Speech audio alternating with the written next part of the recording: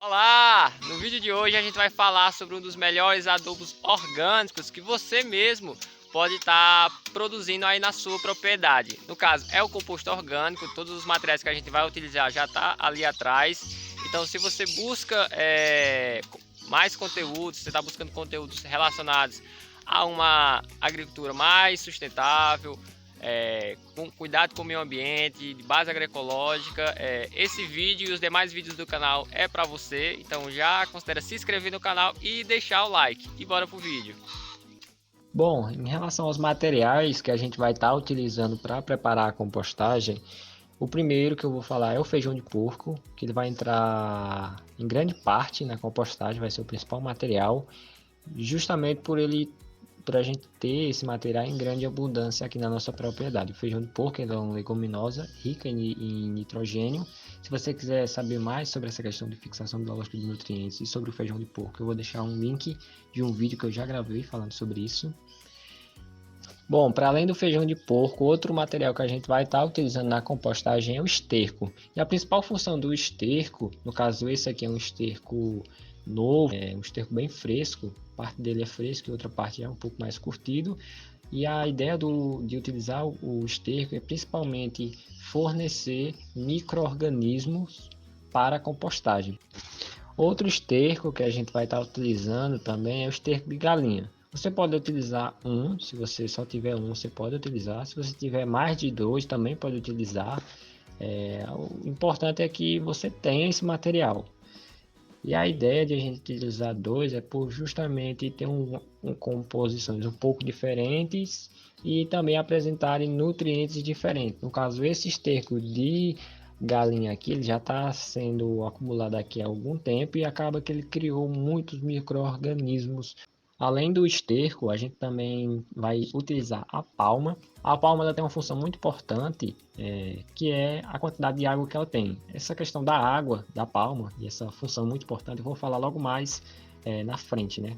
Até o final do vídeo eu vou falar essa relação da água dentro da compostagem. E aí eu cito a palma. Bom, e outros dois materiais que a gente vai estar utilizando é a cinza que é proveniente do nosso fogão agroecológico que a gente tem aqui em casa. E a principal função dessa cinza, de utilizar a cinza na compostagem, é justamente fornecer nutrientes para a compostagem, principalmente no caso da cinza, rica em potássio, também certa quantidade de fósforo, magnésio e demais nutrientes. Para além da cinza, a gente vai estar utilizando a pena de galinha. Primeiro porque a gente tem esse é um material que a gente tem em uma certa quantidade, justamente por a gente ter uma criação de galinhas. Se você quiser conhecer ela, eu vou deixar um link para você ir lá assistir o vídeo só sobre a nossa criação de galinhas e vou deixar na descrição também. E a principal função da cinza também é fornecer nutrientes para a compostagem, principalmente no caso das penas, é o nitrogênio. Dito isso, vamos para a montagem da pilha, de fato. Então, acompanhe aí do começo ao fim toda a montagem da pilha e depois a explicação relacionada à compostagem. A gente começou a realizar a montagem da pilha, material por material, camadas alternadas. Quando a gente começou com o esterco, depois o feijão de porco, seguido da cinza. O interessante é que a cinza ela seja colocada bem espalhada, para que não fique montes, isso é meio que espaços com bastante cinza, porque caso acumule muita cinza em um determinado espaço, pode acabar que aquela cinza petrifique e meio que vire pedras e não incorpore a compostagem como a gente quer. Então é interessante que a cinza seja colocada bem espaçada. E também eu acabei não falando, mas outro material que a gente também utilizou na compostagem é a parte aérea do amendoim seco, que a gente já tinha esse material estocado em um certo local e a gente aproveitou para fazer a pilha de compostagem também. E aí a gente está colocando as penas de galinha. E é o ideal, caso você utilize esse material para fazer a sua compostagem também, é interessante que você coloque ele no centro da pilha, para justamente ter a certeza que esse material vai decompor, porque as penas de galinha acabam tendo uma maior dificuldade para decompor. Então é interessante que eles fiquem no centro da pilha.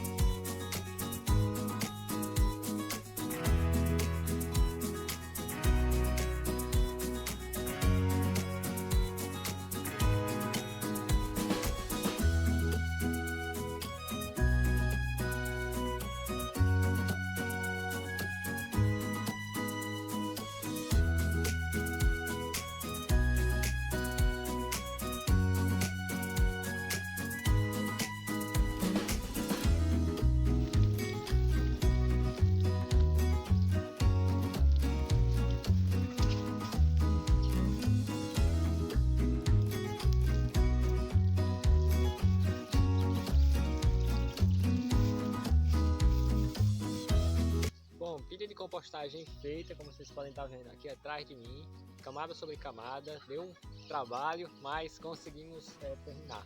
Ficou mais ou menos com 2 metros de comprimento, 1 de largura e por 1 de altura, essas foram as dimensões que a gente fez.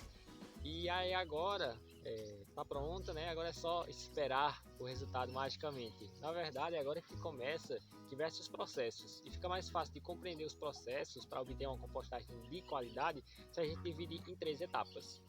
A primeira etapa, a primeira fase da compostagem é chamada de mesofílica, que acontece nos primeiros 15 dias e é caracterizada pelo início do aumento das temperaturas, em torno aí de 40 graus. Seguido da segunda etapa. Essa etapa ela é caracterizada pelas altas temperaturas e se chama de termofílica. É a fase onde a gente tem as maiores temperaturas e a gente tem também bactérias que vão fazer a decomposição que necessitam de uma temperatura mais alta. Essa temperatura pode, caso você não faça nenhuma intervenção, pode passar dos 70 graus. E aí, após isso, a gente tem a terceira e última etapa, que é a etapa de maturação, que é caracterizada principalmente pelas temperaturas mais baixas. Isso é, a partir da maturação a temperatura vai cair até chegar em temperatura ambiente e aí você vai ter a compostagem de qualidade. Agora eu vou dar um exemplo, falar um pouco sobre a umidade. Bom, você vai abrir a compostagem. Isso aqui já é uma compostagem pronta. Eu não vou mexer na que eu já fiz, né, para não atrapalhar o processo. Então eu vou fazer dar o exemplo nesse material aqui que já está decomposto, que já está no ponto de uso. Você vai abrir assim um pouco a compostagem, bem no centro, e aí você vai pegar esse material. Se você pegar o material, apertar ele e ele começar a escorrer água, a pingar água, como se fosse uma esponja cheia d'água quando você aperta, se sair água, significa que sua compostagem tem água demais. E caso ela tenha uma quantidade excessiva de água, é ruim para o processo, porque as bactérias meio que vão estar morrendo afogadas, porque elas precisam também de oxigênio, porque elas realizam as atividades, são bactérias aeróbicas que precisam estar na presença de oxigênio, e se elas não têm oxigênio, elas vão acabar morrendo, e sua compostagem vai ser uma compostagem de baixa qualidade. Então é necessário ter uma compostagem mais ou menos com essa qualidade. Você pega, você sente que ela está molhada, mas não é aquele molhado, aquela umidade no sentido de estar escorrendo água. É umidade, você sente que a matéria está úmida, mas não ao ponto de estar saindo água dela. Este é um ponto ideal, porque isso significa que tem poros, isso é, espaços dentro da compostagem preenchidos por água e outros preenchidos por ar, que é o que as bactérias necessitam. Na verdade, um material que a gente utiliza, que vocês viram, que é a palma, ela basicamente faz esse trabalho de balancear, digamos assim, a quantidade de água na compostagem. Por quê? Porque basicamente a palma é água, mais de 90% da palma ela é água. Então, enquanto a palma ela vai se decompondo, ela vai liberando essa quantidade enorme de água que tem dentro dela. E o mais interessante é que ela vai liberar essa água de dentro para fora. Isso é, a palma ela está dentro da compostagem. Então, ao liberar essa água, ela vai molhando, digamos assim, de dentro para fora. sendo assim bem mais eficiente esse fornecimento de água. Bom, falei sobre a umidade, agora eu vou falar sobre a temperatura, que é tão importante quanto a umidade. Primeiro, a compostagem ela precisa de altas temperaturas, novamente devido aos micro-organismos. Da mesma forma que os micro-organismos, fungos, bactérias, precisam de umidade, eles também precisam, principalmente na segunda etapa, de temperaturas mais altas, porque essas temperaturas entre 50 graus, mais ou menos 50 graus, um pouco mais, um pouco menos, é um ambiente, é uma temperatura favorável para a ação desses micro-organismos. Então é importante sim termos temperaturas altas, mas não ao ponto de chegar a temperaturas muito extremas, porque tanto vai matar esses micro-organismos, porque eles gostam de temperaturas altas, mas não ao ponto de chegar a 60, 70 graus ou mais. E também essas altas temperaturas vai acabar degradando, meio que destruindo os nutrientes presentes na compostagem. E caso isso aconteça, você vai olhar para a compostagem depois de pronta e você vai dizer, pô, essa compostagem aqui ficou muito boa. Mas na verdade, se você for parar realmente para fazer uma análise dessa compostagem, ela vai ser uma compostagem pobre, porque justamente você pecou na questão da temperatura, deixou exceder. E já entrando no terceiro ponto, que é a questão da aeração, que está muito relacionado à umidade e à temperatura. A aeração é justamente aquele processo de revirar o composto, que a aeração, né, a mistura do composto, favorece tanto o controle da temperatura, como também o controle da umidade, porque caso na compostagem ela tenha temperaturas muito altas, ao revirar vai favorecer a temperatura baixar.